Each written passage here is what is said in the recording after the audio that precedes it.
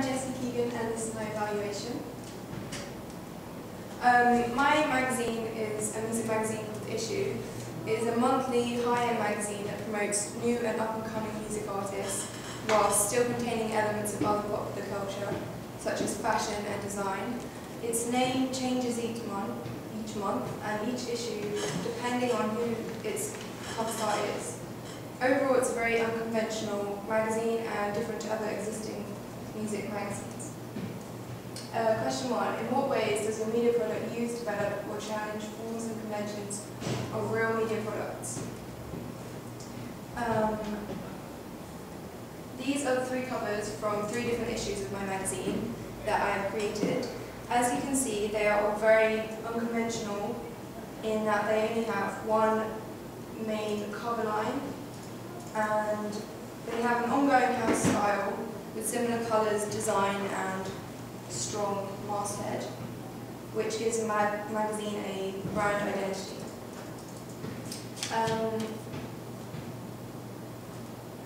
My cover is completely black and white, which is very unconventional for a music magazine and would more likely be seen on a high-end independent magazine such as Dazed and Confused.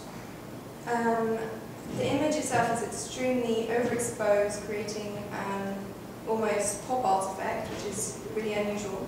This creates a lot of white blank space, which is completely opposite to busy covers such as Enemy and Kerrang, which all have loads of cover lines and stickers and graphics. There was only one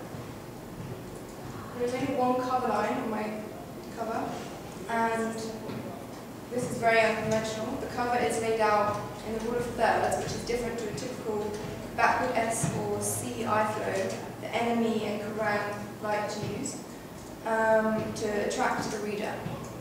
My magazine cover is very simplistic in its design, which is very unusual, and its independent fashion magazines are more likely to have this minimalistic effect, such as Tank magazine and Dazed and Confused again. It's got a headshot style image, which is conventional compared to Enemy and Kerrang, but is also used on a music magazine Q. So it's unconventional, but it is used.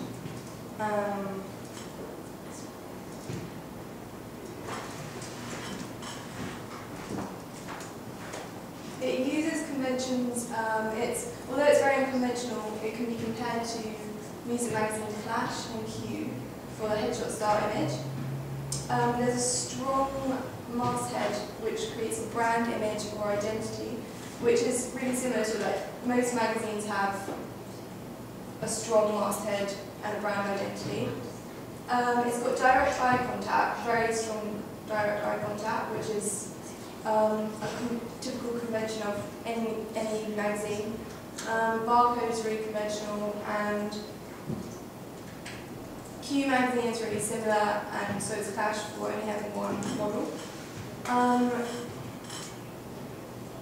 Like this particular issue of ID, which focuses on one main cover style person, my magazine does the same, with each monthly issue being about a different music artist.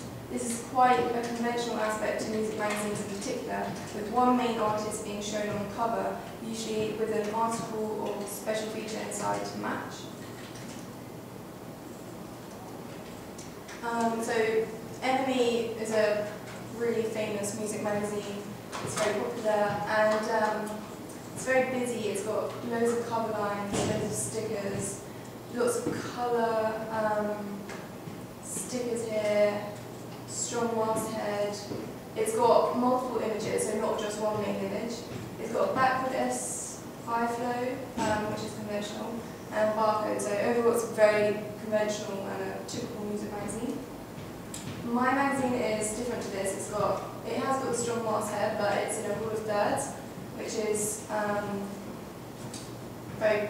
it's different. It's more simplistic, and the eye contact is very strong.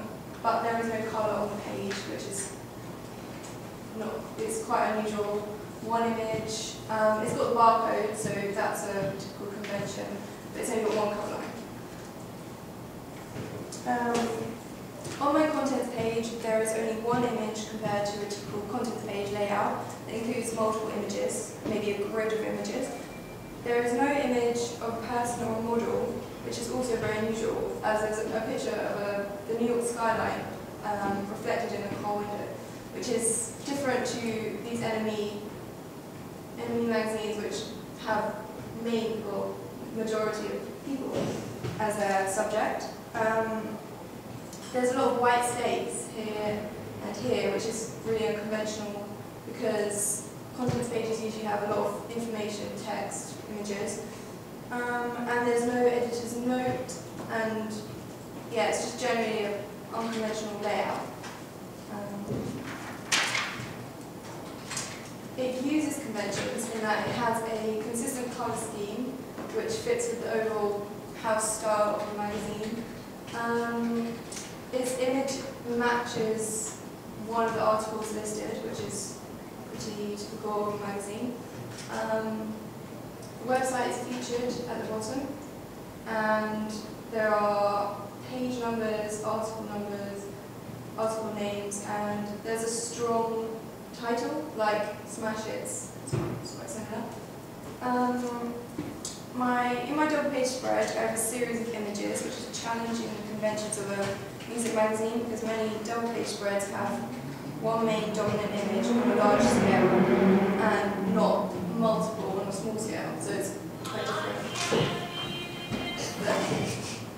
There are no slugs or any other text other than the article. It's very unconventional, it hasn't got any pull quotes, and the image is on the right hand side and not the left hand side, which is different. My article is in columns, which is a layout used in most magazine double page spreads, similar to this double page spread in Wonderland, which I was inspired by because I like the shape of the column in the square format, which I then used in my own double page spread. There's a consistent black and white colour scheme which matches masthead and my covers, which is similar to Q magazine, which has, for example, on this Lady Gaga double page spread from Q magazine, it relates to its masthead with the red.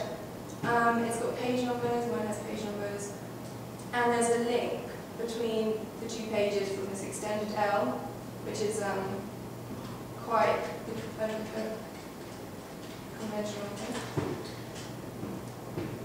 Question 2. How does your media product represent particular social groups? So my target audience is young people, quite creative, middle class, social grade E or B, so mainly students or working in creative industries, known as indie, fashion conscious, aspirers, quite maybe materialistic, open to new ideas, rock and roll lifestyle, living on the edge, and interested in like the past, vintage style, and like to travel and explore. So a prop in my DPS photo shoot was the VW campervan, which is associated with like the 1960s, hippies, swinging 60s, and like the whole concept of on the road and touring, which is quite attractive to young people who are wanting to travel, etc. The hat one in my cover is again taken from the past, and it's like a vintage inspired look. It's a statement accessory, represents the audience wanting to stand out and make a statement, represents a fashion conscious audience. So through language it represents social groups because it says like tantrums, you could associate with young people, teenage mood swings, there's swearing, which again represents young people, and this particular target audience. Younger audiences relate to being hungover, represents a rock and roll lifestyle and living on the edge. On the road again refers to travel and touring. Choice of model or models that are used in all my media products are relatively young, which represents social group. Choice of image in my content page is again to do with travel. It's New York skyline, so it's New York is typically cool. It's a fashion capital of the world. Lots of arts, culture, help like creative people like that. The bands featured are quite unknown or not mainstream bands, which the audience are expected to know. These are the sort of bands. They're quite unknown bands, and they're quite sort of indie and not in the charts typically. Number 3, what kind of media institution might distribute your media product and why? Val Media has a lot of influential media brands. It publishes Q and Kerrang, which makes Val Media not a suitable publisher or distributor for my magazine because there's too many music magazines like Q and Kerrang. This could cause cannibalism, where there's just too much competition. They also publish Heat and Closer that focus more on celebrity culture and can be seen as trashy, cheap magazines. Although teens do read these magazines, my target audience are less likely to. Bauer has no experience with my kind of magazine or my target audience, so they won't know, perhaps, that they won't have the knowledge to know where to distribute to. Although they do run radio stations such as Kiss FM and Magic, which relates to the whole music magazine, and they've got music channels for Music, Kiss, The Box. Then I went to IPC after deciding Bauer Media wasn't for my magazine. And IPC, they do have a very large range of different magazines that they distribute and publish, but which shows they're open-minded, but they also don't have any magazines that are like mine. And they do have NME, which is like one of the leading music magazines on the market, but I think it's just too much competition. And they also have Wallpaper, which is a similar sort of design, like minimalistic, which it indicates they're open-minded about minimalistic design, but it also shows that there could be too much competition. So I decided not to use IPC. I have decided to publish and distribute independently because independent magazines use a lot of technology such as internet smartphones to communicate with their target audience, as well as the actual magazine, which I think will relate to my younger audience. A lot of high-end magazines are independently published and distributed, so I want my magazine to be high-end, and there is competition, but mainly from independent fashion magazines, so there's less independent music magazines, which shows a gap in the market. My magazine is more independent, like it looks more like these kind of independent magazines such as Tank, Wonderland, ID, and it also means I get creative control, so there's no boundaries, it can be more risky to attract a younger audience. So I decided to distribute independently. Number 4, who would be the audience for your media product? My target audience would be 16 to 25-year-olds, so young adults, predominantly female, but some male, maybe more females due to the fashion content. The genre will be music, indie elements, but elements of fashion, travel, photography, film, art, etc. Middle class, so studying or working in a creative field, but really able to afford the magazine. Lifestyle, so non-mainstreamers, they're kind of interested in new music, under-the-radar artists, very creative, fashion-conscious, indie, spontaneous risk-takers, people who like to go out to gigs, with lots of references to touring in the magazine itself, on maybe a low income, but will splurge for the magazine for its indulgence. Number 5, how did you address your audience? So, in my cover, I've got very direct eye contact, and because of the black and white and the high contrast and brightness, the direct eye contact is really strong and this will attract the audience. The black and white design will attract the audience, and also it was a favourite colour scheme in my questionnaire, so it shows that my target audience will be attracted to this. Unconventional, so it's different, it's exciting. Price tag is £3.75, so it's affordable, it's still high end and it's more expensive than NME, for example. So, and this is also a popular price range in my questionnaire. The cover line is quick to read and it gets to the point, so that addresses the audience quickly. 60s style hat will attract the audience because it's fashion conscious and it's relating back to the past and vintage and all that. Popular, well-known artist cover styles, which will attract the audience, and then a house style, which just creates the brand image. Contents page, again, being unconventional, this will attract the audience. Bold title will address the audience. The image and the graphic here of the New York skyline will attract young people who are interested in travel, want to travel. Artwork means it will attract creative types. Same fonts and similar colour scheme to colours in the DPS creates a brand identity, so it will attract the audience.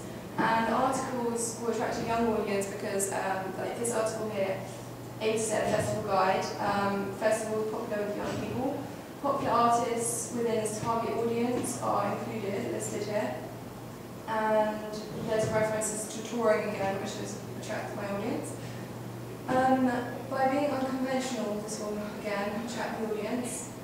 Black and white creates a very bold look and a house style again.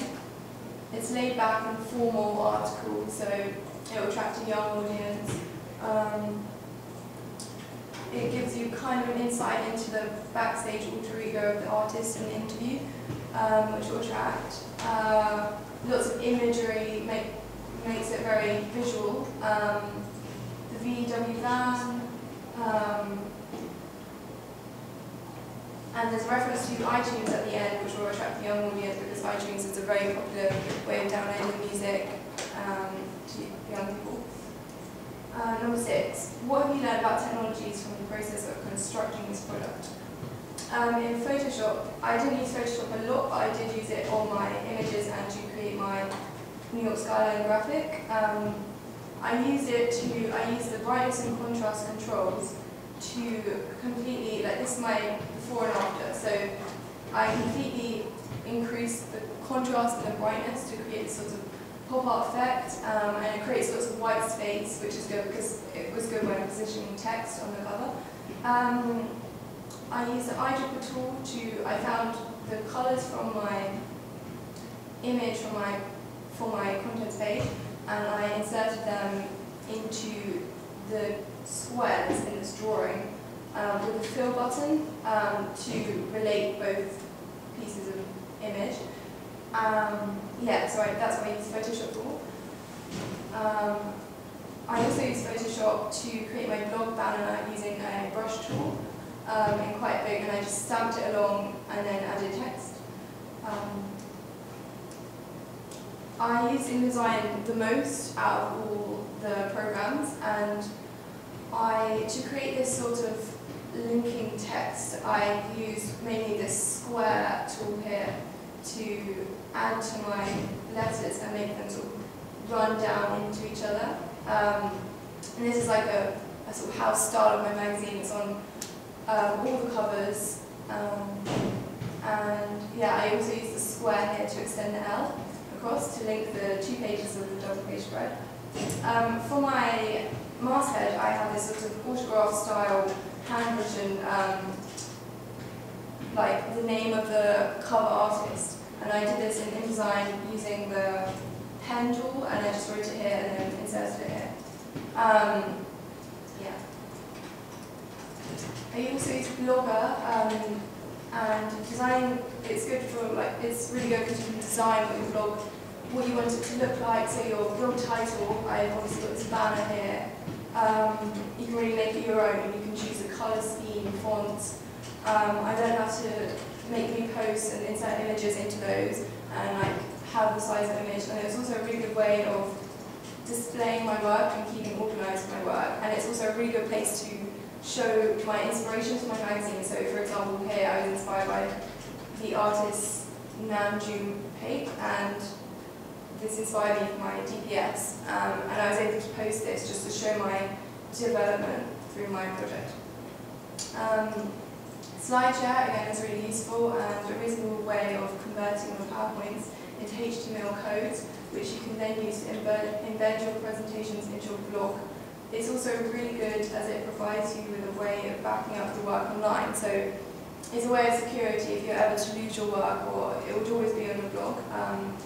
So you upload, you just simply choose what you want, and it's downloaded really quickly. And then you copy and paste the HTML code that you get into your new post, and it just comes up here. And it's a really good way of just presenting your work. And I found it really useful to just, present my work, and it was just a quick and easy way to do it. Number 7, looking back at your preliminary task, what do you feel you have learned in the progression from it to the full product? So my 2 covers are very different. I learned a lot more about typical conventions of a music magazine, but I also learned how it is okay to break and challenge them as long as you do it right and it doesn't look amateur and it still looks professional. On this cover I only use one font, which doesn't look very good because it's all the same all the way down with the same fonts. It's got a technically correct eye flow, but I personally prefer the rule of thirds and more of a simplistic design generally. Using InDesign has also created new opportunities in my design, so using it here has really made a difference between the 2 covers. I learned to take inspiration from my cover. This is a much more striking image. There's more blank space, and I learned how to make that look good on the cover. And I learned more about design and what's on trend in the magazine market. I learned so much more about the sort of unconventional style of magazines, and I've really been inspired by, more minimalistic designs such as Tank magazine, Days and Confused, ID magazine. I learned a lot more about fonts, so I've been able to, like on here there's one font all the way through and I don't really like the font, whereas here there's a mixture of different fonts. Both have art-inspired drawings or graphics, so I've kept that throughout my product. And this page lacks some colour, and I prefer this one, and I've been able to experiment more with colour and making a colour scheme. I think my designs are a lot better now because of new skills and taking inspiration from things and using it in my production. And I just learned how to keep a consistent colour scheme and keep a general house style. Yeah, thank you.